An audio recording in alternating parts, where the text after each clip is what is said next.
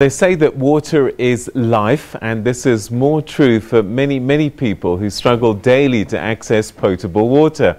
Now, one of the major challenges is having a water source like a river nearby, but the water is unsafe.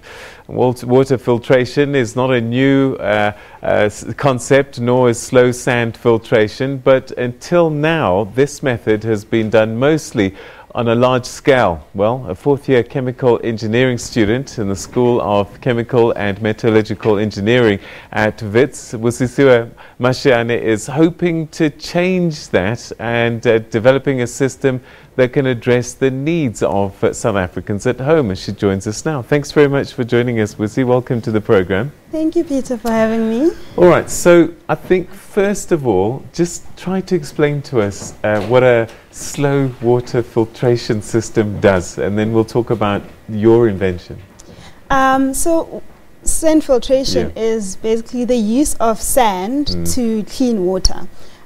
So the water would flow through the sand, and because the sand is small and stuck together, the impurities in the water get filtered out as the water flows, so that at the end you have clean water that you can potentially drink. All right. So now this has been done on a large scale before. Why is it been difficult to do it on a small scale?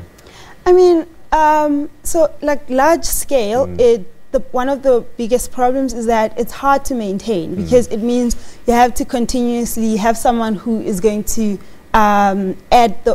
continuously add more and more water, because the system has to be kept under certain conditions, and because of that it's easy to do, but you need someone who's dedicated to do it, you know. And because of that, when there's drought and things like that, people then don't add water, and over time. All right, so tell us about the system that you have started and that you've been developing. Tell us about your idea and how it works. So I'm working on a small scale sand filtration, and the idea is it has to be able to work within a household, right? So that a family in any environment can use it.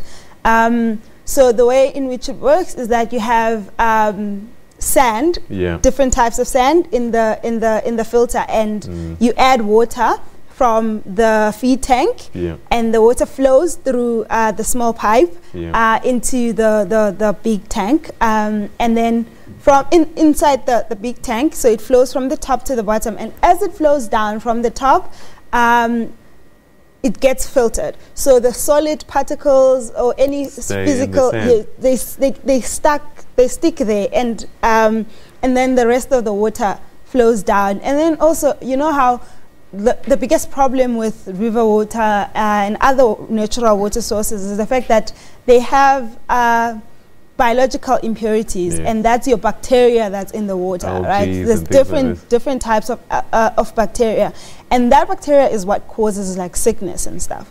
So when those bacteria get into the filter, they get stuck at the top, and that's the important thing, because when they get stuck at the top, they slowly form a community, and that community is what filters the biological impurities. So this is going to be, once you finish this and it's working, it's going to be a really cheap way of providing potable water for average families, particularly in the rural areas, I guess. True. I mean, I'm a girl who grew up in a village which struggles with water like you cannot believe. I mean, even now, I'm mostly here, but when I ask from at home, they sometimes go for 3 months without actual water coming out of our tap. I mean, and also the location of my house is a factor. And so basically water has been a problem throughout, and I was like, if I could find a way to make it easier for them, so that the generations that come after me don't have to struggle the same way that I did, or they don't have to face the same challenges that I faced, you know. And so that's the idea behind this particular project. How far away are you from this being a final product? Well, there's still work to do.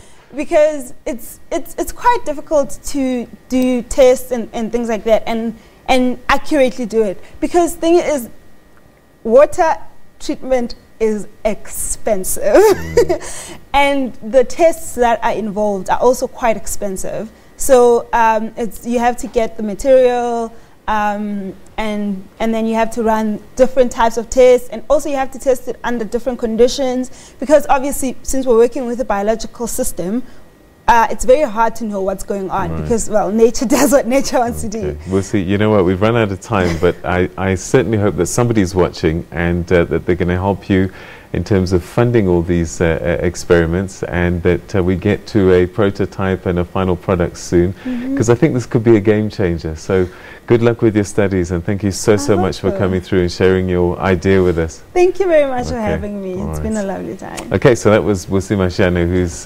studying chemical engineering at Wits, and she's come up with a sand water filtration product, which I think really, if you can support, please help her.